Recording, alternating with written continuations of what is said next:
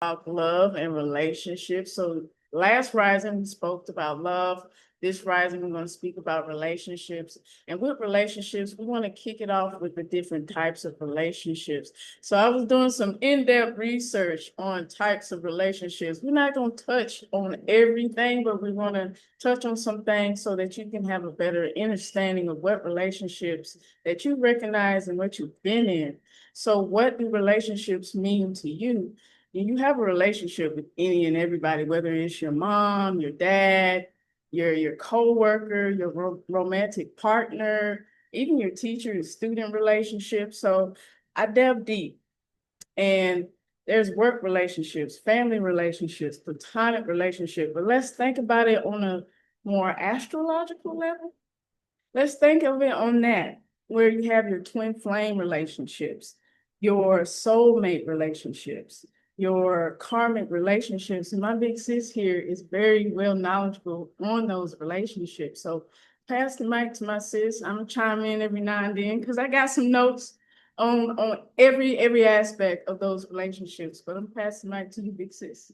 Okay, so with relationships, we all know that with whoever we come into and build some type of communication with, whether it's over the phone or at work or whatever, we call some of them associates. To tie this into love, when we talk about a love relationship, these are the relationships that we may cause us the most stress. I mean, I understand long-term relationship, family relationships could cause you stress, but at the end of the day, we're all looking for that one person that we can relax around.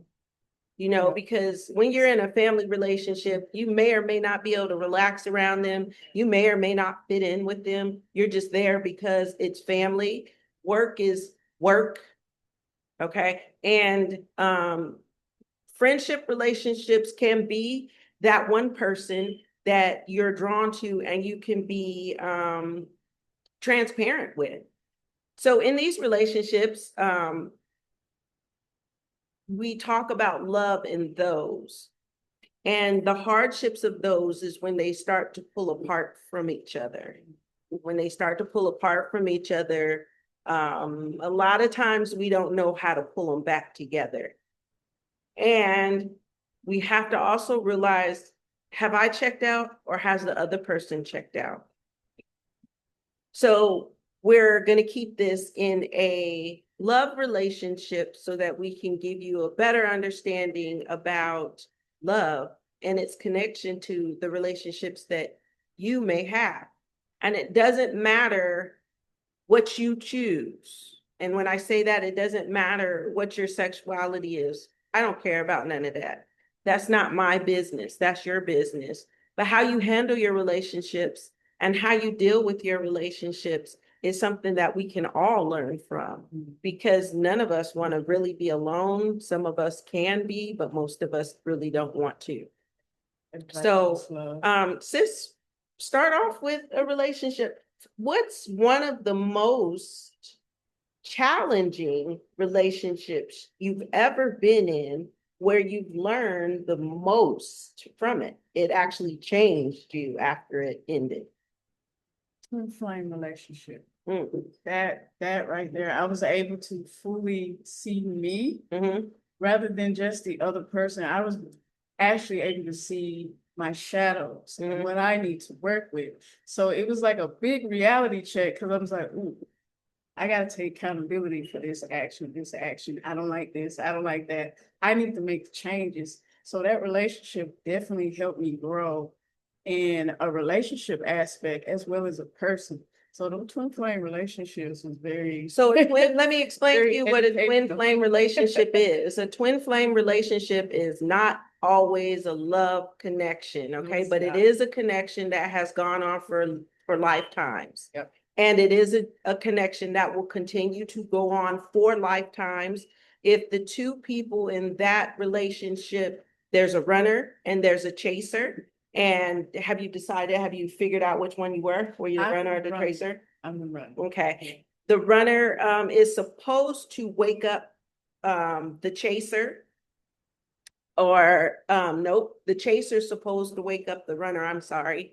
The chaser's supposed to come into their complete self, to wake up the runner so that their union comes back together, and then they will at that point become one soul.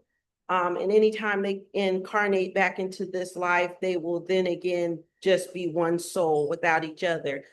Twin flame relationship is a soul that split itself to learn some of the dynamics of Earth. So you do know you'll be coming back to do this again. Oh, oh. We'll see, sis. Okay. We'll So see. right now, and I want to put this out there, twin flame relationships, although people do talk about them, it's not something that's set in stone. Yeah. It's still in the air. It's not something that we have pinpointed. It's not like soulmates. We can understand soulmates. And most people take the twin flame relationship and mix it in with the soulmate connection, and it's not. It's very different. It's a full roller coaster ride through life. So this person's not done in your life. That makes sense. Yeah, they won't be done. But the twin flame is to find each other. And we have come to an age where there has been a lot more twin flames finding each other. But at this point, it's still very new information. And so therefore, because it's very new information, I would advise that you look into soulmate information and some of your ladders before you get connected into the soulmate or the twin flame relationship information, because a lot of the information is very sparse, it's very twisted, it's very misunderstood, and there is a lot of people who say that they're in these relationships and they're not. So what did you learn from that relationship? Ooh, so in that relationship, I learned some very dark ways of how I handle things, as far as, narcissism. I learned that was something that was hidden within me, and I didn't see it until I saw my twin flame mirror it back to me. And I was like, why does this feel so familiar? I really had to sit down with myself and say, oh my God, I did that. I did that. And then I sat with myself and I said, well, where did this come from? Where did this stem from? And I went all the way back and found where it stemmed from. It stemmed from, childhood. It stemmed from some previous relationships that I didn't realize had that trait until I understood what narcissism was. So it was other things that I discovered, how I communicate, how I handle things, healthier ways for me to have a healthier relationship. I was able to see that. Cool. Okay, so we touched on twin flame relationships. You got a good understanding. Most people don't have a good understanding about twin flame relationships, right, once again. Because there's no clear-cut understanding to twin flame relationships, and it was on my list to talk about. But I was only going to talk about it in a sense of how the jargon that's out there in the societal and the watered down spiritual era or areas of different socials will kind of conglomerate different things together, and people just don't understand twin flame relationships. But just know that a twin flame relationship is not all rainbows and cupcakes with unicorns. No, it's it's a mirroring effect. But it's a mirroring effect to teach the both of you. And in order to move past, from what I gathered, these two entities have to do their work. If you have one that's not, you could be set in a revolutionary Ouroboros on this earth, and you'll just be chasing each other for a while until you all figure it out. So question is there a way on, because we was talking about, if you look at your chart and view your Venus, you can see the way that you love. Is there a way that people can see that on No. So twin flame relationships, once again, is still very new. And because it's very new, nobody really knows how to pinpoint it. Can you pinpoint a karmic relationship? Yes. And most of the time, if you came into a relationship that she's talking about, I would post it as karmic, because there's very fine details in a twin flame relationship. And most of the time, you really don't want to put yourself in that box because it's still very obscure to the understanding. Oh, okay. Yeah. That makes sense. So with karmic relationships, that would be, because I looked this up as well to get a better understanding. it talks about it being unresolved, rooted past life issues or spiritual debt. So can a karmic relationship be both positive and negative? It definitely can be. Karma is not always bad. There's good karma too. But karmic relationships, if you're looking at karmic versus twin flame, your twin flame relationship shouldn't be toxic, but your karmic relationship could be toxic. It could be toxic, and it could be one of the most important lessons you're supposed to learn about you, about your relationship values, about how you handle your relationships. It could be, so basically it's like a soulmate that you met, that you had a karmic tie with in a past life, or your planets have a karmic tie with each other. And because of that, you come into this relationship. So karmic relationships definitely can be toxic. And when you're in a toxic relationship, you really don't need to stay there. And toxicity is if somebody's putting their hands on you, mental control or emotional control, you understand what abuse is. It's a form of abuse that you're going through. What you need to do is figure out, why am I going through this? And then get yourself out of it. Because a lot of people like to stay. And I'm no judge, juror, or executioner. If it's a relationship that you're staying in and it's very bad for your health and your life, then what I would implore you to do is take some time back and try to figure out, why am I still here? Is this something that I've seen in my household? Because it would be familiar to you at that point. Is this something that I've just come into and I don't know how to get out of? I don't have anybody to talk to. There are so many hotlines out there for that. So just be aware that not every relationship is meant for you to be in for the long haul, because the age that we just came out of was telling us that you date, you get married, and you stay together. But we meet each other energetically on the same terms, and then sometimes we grow apart. I call those expired relationships in a Okay. sense. And not in a bad way, but more so like the contract to that relationship has already fulfilled its course. Yeah. That make that sense. So that's what I mean by that. But in this lifetime, with everything being about money, once again, put them together. They'll work harder to have the things that they both want. And then after they get those things, they'll have too much tied into, so nobody's going to want to leave. Yeah. When you talk to relationships or people in those types of relationships, it's about money. I don't want to give somebody, if we've been married 7 years or longer, I don't want to give them half of what I've grown if they didn't grow it with me. And just because they were there with me doesn't mean that they helped in the process. And people are starting to understand, are starting to see that I've worked my butt off and I've taken care of this person. But if I were to divorce or leave them, I still have to continue taking care of them when they did have a right to learn to provide for themselves. Okay. So a soulmate relationship is something we encounter often. A soulmate relationship is when you come into somebody's essence or their aura and you feel like you've known them. Yeah. Okay. This will be same as a karmic. You're going to be energetically drawn to them for some unknown reason. And at that point, it's a soulmate. And soulmate relationships can be friendships. They can be lovers. They can be family members. But you have this genuine connection to these people. And it's a strong pull. And what a soulmate connection is outside of this earth is your soul family in another realm. Okay, the best way I can explain it, it's basically you knew them outside of this meat locker that we live in right now. Shay. So when we talk about love and relationships and how it has to do with the astrological, when you start getting to know yourself, when you sit in that 5 minutes of meditation, and then you start to expand that, you start to understand yourself. The more you start to understand yourself, goodness, Mercury, man. The more you start to understand yourself, the more you understand how you will deal in relationships.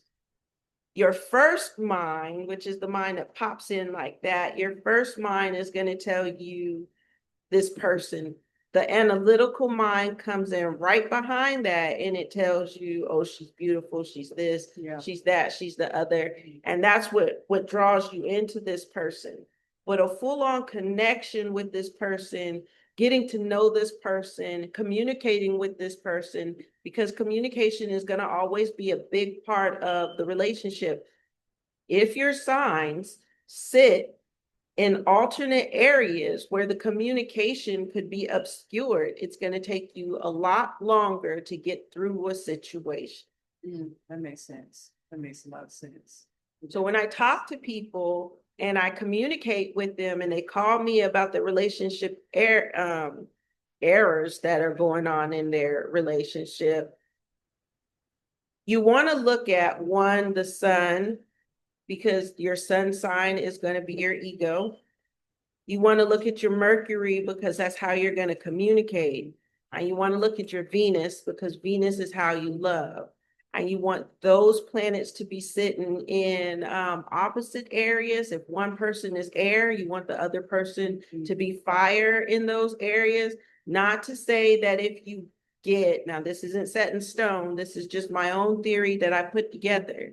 If you get earth and air in any of these areas, there could be a dynamic of problems.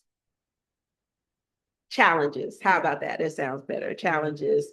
But I look at it like this. Relationship is all a trial and error.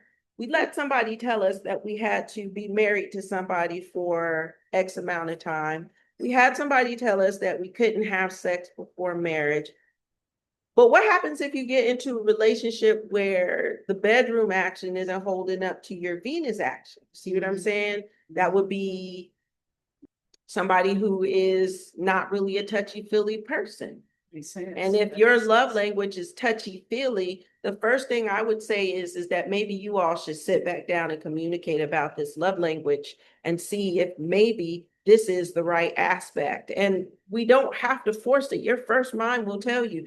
You should already know by this point who you are. If not, there are people out there that can help you. Yeah, there are ways too. Definitely much ways. And you talk about the communication and everything, sis. This stems from healthy relationships versus toxic relationships as well. Because when I was listening to that, I was thinking the communication that you have, the effective communication, understanding your partner, that's part of a healthy relationship.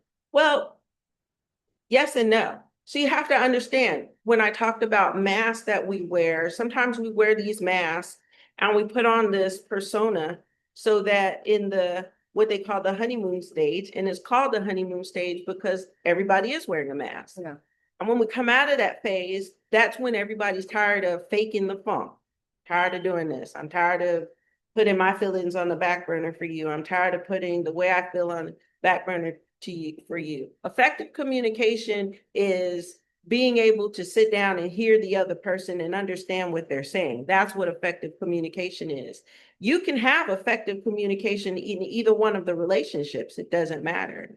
It all depends on how it's said and how you perceive what is being said. If we're not asking questions to say they say something that you don't understand and you're not asking for clarification, then you could be in a toxic or not toxic relationship. I don't think communication has much to do with the toxicity of a relationship. A toxic relationship could be that this person grew up in a household and they're still doing what they've seen their parents do versus doing who they are. So you have two people who are very compatible that don't really know each other and be in a toxic relationship because that's what they grew up in. And what I'm trying to get people to understand is that everything that you was taught was a lesson for you to have to learn. And you go back into that and you pull those lessons out. But we weren't taught that. We were taught, we saw what our parents did. We emulated it and we held it inside. And then later on, if rage was something we seen our parents have when they got mad, then we would rage and we would do that. So sometimes it's not always it's not always cut and dry. No, that makes sense. I can see where you're coming from on that aspect, because I can tag along with that emotional intelligence as well. I could say something to my partner and it could offend, and I'm like, that's not the intention I was going with. Why didn't you just ask? So at that So, point, if you yeah. had a partner that got offended by something you said, it would be the time for you to look at your Mercury and their Mercury and see if their Mercury and your Mercury sit in an area where when you speak, all they hear is gibberish. Yeah. Okay. Or when you speak, they hear something that's not what's being said. And then at that point, once you know, then you can adjust. It's not I know and okay, well, I'm a Aquarius and they're a Capricorn and they're Mercury and we're not communicating well. No, once you know, then you go and you say, okay, how can I either learn to communicate effective and efficiently for them to be able to understand what I'm saying? That's true. That's true. That's why I feel like astrology is a good tool to use in a relationship. I get everybody. Oh, astrology is not a tool, it's a blueprint. It's your blueprint. Right now, going into the age of Aquarius, everybody's going to need astrology. Yeah. And without it, you can't see those, when you're in life and life is going good, it's going great, and then all of a sudden you hit that brick wall and you're like, what the heck happened? Well, astrology will help you be able to see that brick wall when it's coming so that you can go ahead and start saying, okay, how can I soften the blow so that I still got to go through it? Because our hardships, and this is what people don't understand, our hardships are lessons that we have to learn in this life. It's all in the matter of learning it or just going through it and getting around it and going through it again. So check your cycles in your relationships. If you've been in multiple relationships, check your cycles of why the downfall is. Don't let somebody tell you it's not you. You see what I'm saying? Don't let somebody in your relationship tell you it wasn't you, girl. It was all him. Wrong. That's not the answer. Two people in a relationship means that two people did something wrong.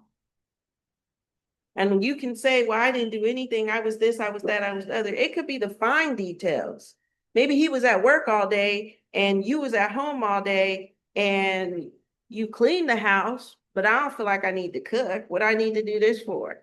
Why do I need to do that? It's just the little things that a lot of times will make a big difference in a healthy relationship or a relationship that you decide to stay in for comfort. There you go. There you go, right there. There you go. Got comfortable. Like I said, a lot of people want love, and I also feel like with that, they don't want to be alone either. They don't want to be alone. They want to be in love, or they're trying to make up for mistakes that they've seen their parents make. Yeah. I.e., a lot of us that was born in the 70s and the 80s probably grew up in single parent homes. If you didn't, hey, great. But maybe not, because sometimes dual families, the kids pick up on the turmoil and these people don't want to be together. The kids can see it, they can feel it, they energetically. Maybe they can't explain it because they don't know, but energetically, they know what's going on.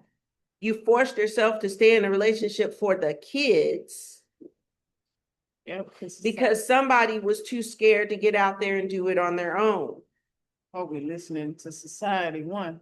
And that too. Well, and when I say I give a lot of relationship advice, I give a lot of relationship advice. I hear a lot about older relationships, people who are in their 60s and 70s that have been together for years, but they kept sweeping a lot of the problems under the rug instead of addressing it straightforward, because they didn't know how, or if we don't talk about it, it don't exist, but it doesn't go away. And now, many years later, it's starting, all that stuff that has been swept under the rug is starting to rear its ugly head. And so they've stayed together because religious aspects, society, or a lot of times I find it's the woman that decides that she can't take care of these kids on her own. So I'm going to just deal with whatever it is I'm dealing with. Now the kids are grown, the man is old, they're getting sick, and now it's all this stuff is rolling back up. Don't let that be you. Don't let that be you. Is that where those family, you know how they have family secrets? Oh, this is a family secret, and you listen to the family secret, and it be something so outlandish, and you be like, what? So family, I don't know about family secrets because if I have any, then I don't know about them. But or maybe I do. I don't think it's so much of a secret as unspoken. It's not something that's been spoken around the family, but there are things that I have seen or heard or understood. And in that retrospect, it could be. But is there older relationships out there where the man didn't want to be married to the woman, but he stayed for the kids, and then after the kids grew up, he left? Yeah. And people want to get mad, but we have a ordained right or a spiritual right to self to fulfill our happiness without causing a karmic situation with the person that we are in a relationship with. I share, sis. Gave me chills right there. I share. You very well grounded today. You got on your earth, and I got my water on today. I wish I was grounded. But with that being said, though, sis, with stuff that's unspoken, would you look at it as this? Would that be like a silent toxic trait in a relationship, or it's just something that's because they didn't know how to address it, or they didn't have the proper communicative skills to address it? What do you feel in that aspect? Would that be like, So it would be for that person to figure out why they can't speak themselves. Why can you not sit down with your partner and speak about the very hard, unspoken things in a relationship that need to be spoken about? Sex is one of them. Men and women don't sit down and actually talk about our bedroom action. It should happen definitely should because somebody is getting pleased, but not everybody is getting pleased or one way or the other. You see what I'm saying? And these are things that as in a relationship, the more we sit down and talk about the hard stuff, and sometimes it's hard for us to digest what we hear from our partner, but don't take it personal. And that should be something that you sit down and say, look, we need to talk about this. And I need you to hear me with an open mind and an open heart because I'm not coming at you in a rah-rah sense. Okay. So this isn't trying to get somebody to do what you want them to do. This is us sitting down and saying, hey, look, this is how I see things. This is who I am. These are the two eyes that I'm looking through in the mind frame that's going on. I want to know what you're going through, or I want to know how you see things in this relationship. But you tend to find that I found that in my relationships, I will go to them and say, look, this ain't working. I'm not happy. And they'll be like, but I'm happy. And it's never, why are you not happy? Yeah. It's always a dismissal. Gotcha. I'm happy. So because I'm happy, why am I worried about you? Because I'm gonna leave you if I don't find happiness in this. And so I asked you about your most challenging relationship. My marriage was a big eye opener. So I was raised in a Catholic Baptist home. I listened to my parents. Okay. If my mom said, don't do this, don't do that, don't do the other, then I did those things. When it came to relationships and this and that and other. So basically everything that I built off of when it came to relationships was my mom's perspective. Okay. And I didn't have my own, but that's because you look to your parents for guidance. But a lot of times our parents dump all their old turmoils on us. So I looked to my parent, and my parents approved of this gentleman, of me marrying this gentleman. I later went to my mom and asked her, and she was like, well, you said you loved him, so why was I going to step in the way? Right. Okay, some of us don't really know what love is. About what age were you, sis, at this time? 19. I got married at 19. Okay. Yes. So the Bible says the first man you have sexual intercourse with is the first man that you should marry. And so the first man I married was the first man I had sex with. Okay. And I thought I was doing everything right. until I woke up one day and I was like, I feel smothered. I need to leave. I need to take a break. I need to get out of this. I need to do all these things. And I didn't know that had I would have looked at my planets and been able to decipher them as an Aquarius in multiple places, I can't be put in that box. And because I was put in that box, and this was my first long relationship, my relationships in high school lasted a week. I couldn't have been sexually active. Woo, I would have had a whole body count. Anyways, this relationship taught me that when one person does, then it affects the other person's life. And I couldn't, because I have no control over you. Yeah, yeah. But at this point, because we came in this union and I can't just leave. If you mess up, like you go to jail or you do these, now it all falls on me. Yeah. And my mom raised me to believe I could do all that by myself. So if we're not excelling, then am I really, but that went on I stayed in that marriage for a long time. I learned a lot. I learned a whole lot. I learned that as an Aquarius with a Sagittarius, we're supposed to be very compatible, but I was not compatible with that one. Since we're talking about marriage, sis, I'm gonna come back to this right here. Okay. I'll let that be the last thing because I want to tie this Go for it. into it. Since we're talking about marriage, I know we were discussing, you wanted to discuss the marriages between an authentic marriage. I would call it like a spiritual marriage versus licensed marriage.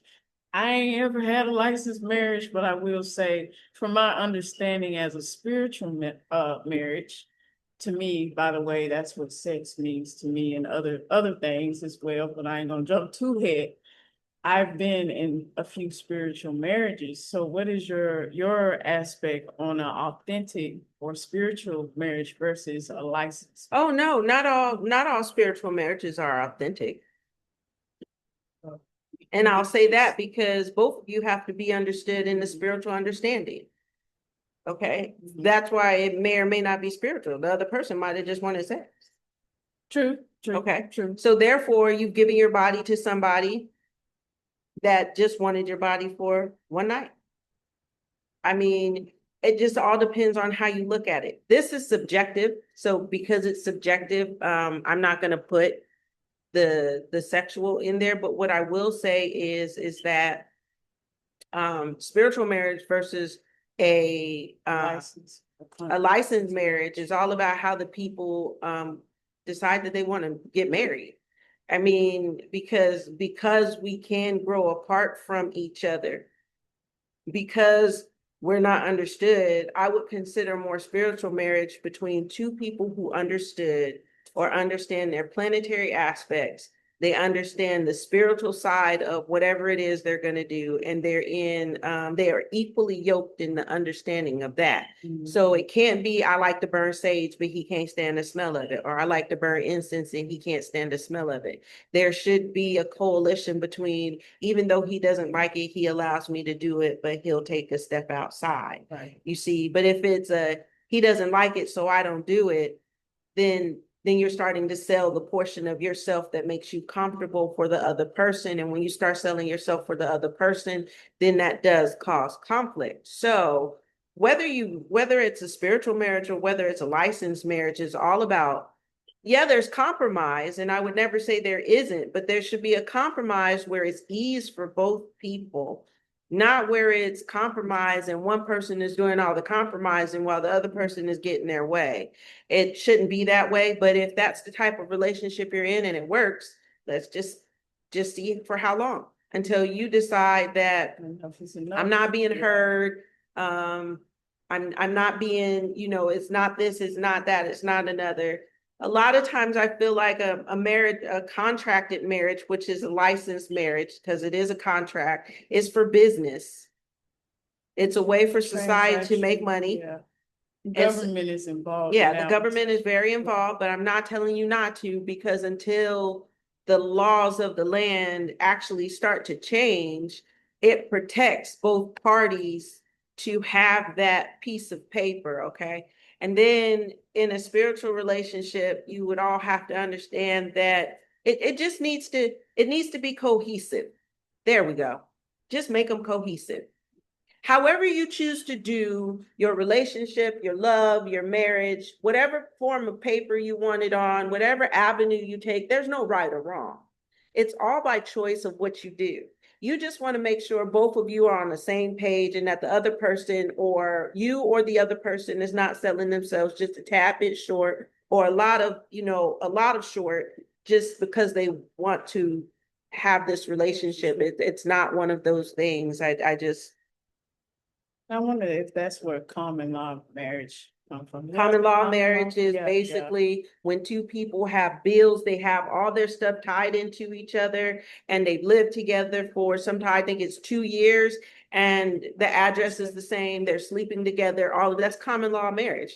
So, I mean, that's another form of marriage I forgot to bring up. it's a word. So understand that a union of two people have a word put on them, and then they say you're common law married or it's nobody's business. Yeah.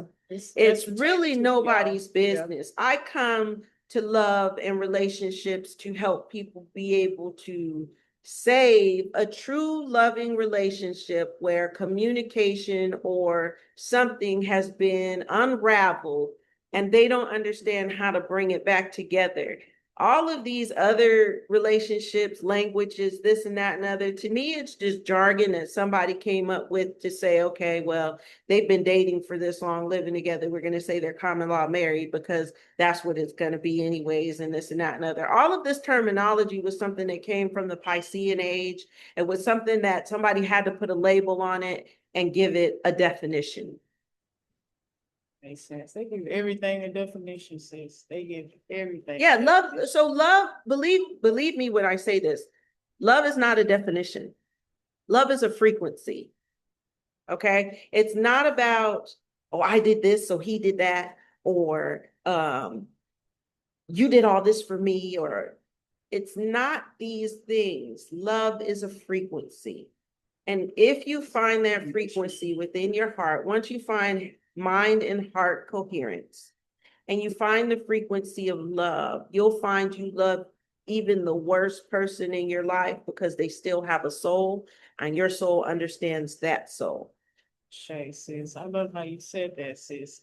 I wanted to also put in there with, I know we dabbled on it a little bit, but the aspect of sex.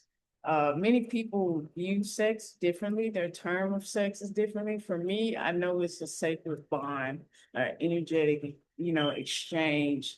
It's very sacred. And, with the ankh on my hand, that's a sacred union. That's the ankh symbol. So in your perspective of sex, what is sex to you, sis? Because I know we were talking about it, it's like subjective and stuff like that. So It's sex. yeah. That's what it is. It's sex. I can have it. I don't have to have it. It's not a big thing in my life. I think people over embellish it for what it is. When that one comes up, I kind of cringe on the inside a little, and I don't know if that has to do with my planets. I don't think we know enough about our bodies to engage in these understandings when it is. And what I've been trying to figure out is why have we been a society so enthralled in it? Why do we feel like it's love, it's not love, it's this, it's that, it's the other. It's like everything else. It's an exchange of body fluids so that you can procreate in this earth. We use it for recreational reasons. We use it for everything. You will have to define in you what that word actually means and the act of it means to you. Because there are some that people use it for different reasons. Yeah, they do. They do. And I will say this, family, from my perspective, be mindful of who you're exchanging that energy with, because with that just be safe with it. Yeah, I'm not going to say be mindful because young people aren't mindful. Young people do what they've seen or what their friends told them about. It's something new and is exhilarating. You see what I'm saying? When I say I want you to be safe, when it comes to this word, it's such a stigmata about it that it's been demonized, it's been twisted, and a lot of people can't find their sexuality. It's all over TV. You can't see somebody in a platonic relationship without them smashing. Yeah, I would still say be mindful because that's gonna require you to sit with self so you can understand that still. But like she said, be safe. Be safe with That's explore. Your sacred How power. about that? Explore. That is your sacred power. Explore right it. Yeah. Explore it to understand. Yeah. Because nothing in this life goes unexplored without definition of understanding. Okay. Mm-hmm. We get married so that we know what it's like. We date people so we know what it's like. Okay. You have sex so you know what it's like. Mm-hmm. Okay. We weren't mindful when we picked our partners. I just knew that I was supposed to pick my first partner based off of what I was told. This is the criteria here, here, here, here, and here. Cool. I did that because that's what I was taught. But at the end of the day, you got 14, 15, 16-year-old kids. They're not mindful. And some adults are not mindful. And because of that, I'm not saying that you can't grow to be mindful, but what I'm saying is that act is going to still be out there. It's going to still be something that somebody wants to wonder, they want to explore, they want to know, and explore it. Be safe with it. Understand there's a lot of emotions tied to it, a lot of emotions that are tied to it. And if you can't learn to pull your emotions back, you might be running after somebody that wasn't supposed to be for you. Yeah. And that doesn't make you a twin flame, and it doesn't make you a runner or a chaser. It means that you wasn't allowed to deal with the emotions within. So explore it, be safe. And yeah, like she said, you can grow to be mindful because I, for one, have grown to be mindful. We can always grow to be mindful. So that's just my perspective. So, but when you were talking about dating is something I know a lot of people don't get out there and do it, and it's still kind of fairly new in a sense because with technology and how the dating game has changed. I was looking up the difference between dating and courting and was it chivalry? Did I say that right? Chivalry? Yeah, chivalry of manners. Yeah, I was looking up the difference between that. And this is what I found. I did find a difference between courting and dating. So courting centered around a process with a clear goal of marriage, marked by a clear vision and commitment of long-term relationships versus dating is just casual, modern exploitation of romantic compatibility. You often have more than one person because you have like different options of compatibility when it comes to people. So when it comes to dating and courting, what is your style of getting to know people? And I'm gonna ask you this too, sis. In your mind, in your own words, what is dating and courting to you? Courting is religious. Okay. You'll hear courting in religious aspects more than anything. Okay. Because you're supposed to meet somebody, court them to get married. That's what it says. I see the family oriented structure. When you meet somebody, you meet them based off of their avatar, and you might have a couple sittings with them, but you didn't really get to know them. Right. Okay. Right. So if you took the time to date them without sexual activity, and you took the time to get to know them, how they think, how they speak, how they deal with money.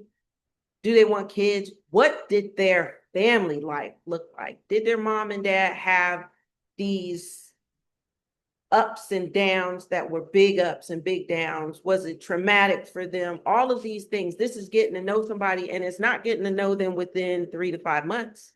Mm-hmm. It's not getting to know them within a year, because sometimes it takes them a while to remove the mask so that you can see the actual true person. Now, there are people out there that are authentic people. They know who they are. I'm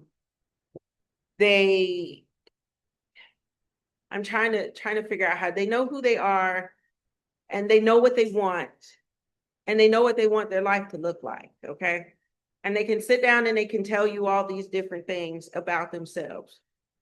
Now you have to see it. You have to give yourself the time to see it, all while you're cultivating the relationship. What do they like versus what do I like?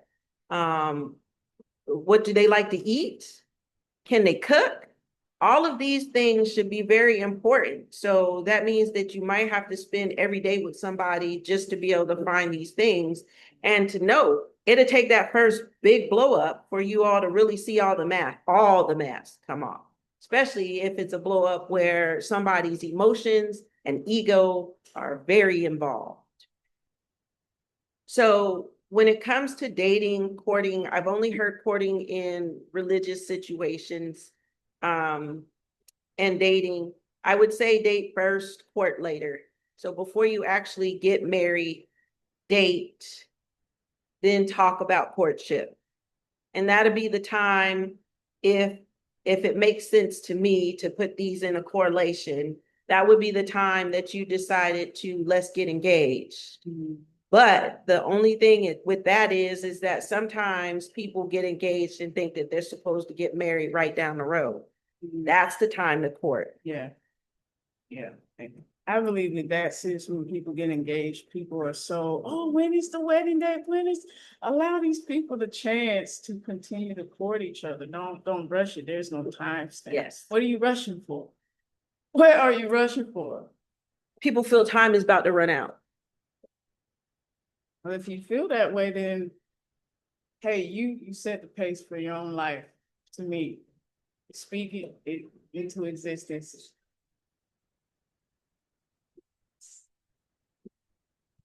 But with that being said, I do have some journal prompts. This time I actually wrote my journal prompts at the end because I had them in different areas. But before I read the journal prompts, I do want to ask this, if there are any last iterations that you want to add for this segment and from the love segment. The only thing I'm going to say is it's very big for you to understand how to communicate yourself without letting your throat close up on you. If it needs to be said, be tactful about how you say it. And if there's no tactful way to say it, ask the person that you're speaking to open their mind and heart and to receive the energy so that it comes off so you can get it off your chest. We should not sell ourselves for love because we can love ourselves. Sure. Relationships is just a bonus, and it's also another level in life. If you have questions, leave them below. I do give a lot of relationship advice. I give a lot of life advice, but a lot of relationship advice. And all because of what I've been through in my relationships. So feel free to reach out if there was something that was unclear or something that you didn't, maybe we skipped over something. Yeah. Let us know. And hopefully the two of us together can come together and help all of us have more loving and caring relationships in this world. Ashe family, I love that. I love that. So the journal prompts, I have 6, and I'm going to write them down in the description below the video. So the first one here, what type of relationships have you been in that you know of? And what did you learn from those relationships? That's the first one. Second one, healthy versus toxic traits. What toxic traits have you experienced before, and how did you transmute those traits into something healthy? Okay. The third one, what does sex mean to you? Fourth one, which type of marriage do you feel most resonate with you, spiritual or licensed? Fifth, in the beginning of a relationship, how do you like to learn and know your person of interest? Is that through courtship or dating? Sis say do the dating first and court later. Well, how have you been doing it, and what way can you do it to fix it, to make it better? Lastly, how do you feel about showing chivalry to your person? So chivalry, manners. I mean, because we might have somebody out there that don't understand. Chivalry is manners. Do you need them to always open the door for you? Do you need them to always pull out the red carpet for you? Mm-hmm. Do you need them to go above and beyond? Is that how you see chivalry? So that's chivalry. And we can talk about that in another episode. And I kind of feel like that goes with love language too, in a sense. Well, then you could have the person that was trying to holler at me because Some people's chivalry is not Look, my understanding. yeah, So that's okay. your love language. Yeah. Me, I'm getting in and out the car on my own. I like it sometimes. I do. It depends. If you can make me have my vulnerable moments, then okay, I might, I'm too Aquarius. yeah. I'm air. Okay. She So got just more by the Aquarius in time her than me. by the time you get out the car, I'm out the car with you. He already out the car with Yeah, you. probably already at the door. I think this is something that people don't understand. Those planetary placements mean a lot. Air, Yeah. we are all everywhere. And if you knew how much air I was, He has a lot of air, a lot more than me. A lot more than me. I don't always act like it. Now, I have tamed a lot of me, but that's just for my personal preference. So, to anybody out there that's watching this who understands their birth chart and understand their placements, hey, keep going because you can help your friends and families. Matter of fact, maybe one time you should have, or we should try an astrology party where we start going through these things and actually talking to people about these things, and you all could join us. Video on that. Yeah, so I think that would be fun. If you're not following me at Monster House _experiments, then go ahead and follow me on TikTok and Instagram. I'm there. I'm also under Beyond the Purple Door, but I think there's some special characters in there, so I'll have to come back to that one on TikTok as well. But if you follow Monster House _experiments, you'll see me there. I'm also on Facebook, but I'm not ready to give that one out yet. Yeah. Join me. Yeah. My TikToks now are going to include breath work, meditation. I have my own meditation that I will be able to teach new incoming people so that they can be in touch with things around them. And there's some other ones, there's some other things on the horizon. So check me out on TikTok. And if you're not already following sis, then you need to follow her. Me too. She posts a lot and I'm trying to get there, but I do. when I say I'm very outside, I'm usually researching stuff and looking up stuff. And then we have a full moon tonight. Yes, in Aquarius. In Aquarius, which is not my moon sign. So I'm just gonna skate on by, hopefully. And a portal tomorrow too. Yeah. And happy birthday to my sis. Happy birthday. Today's her birthday. And she's enjoying her best life. And I want everybody to have a wonderful, wonderful day. And stay blessed, check on your spirit and your mind, and know where you are consciously at all moments in time. Ashe family, I am going to include our links to our social media down below as well, because I got 2 different names on 2 different social. I did.